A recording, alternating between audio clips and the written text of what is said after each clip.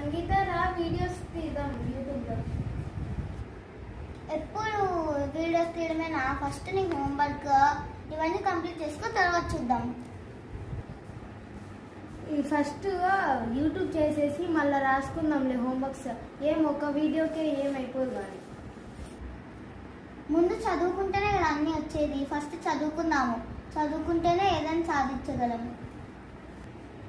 Hi friends, ఎప్పుడు shorts అనే కాదు, ఎప్పుడు యూట్యూబ్ అనే కాదు, ఫస్ట్ మోర్ ఇంపార్టెంట్ చదువే. చదువుకున్నాక ఏ పనైనా సాధించచ్చు.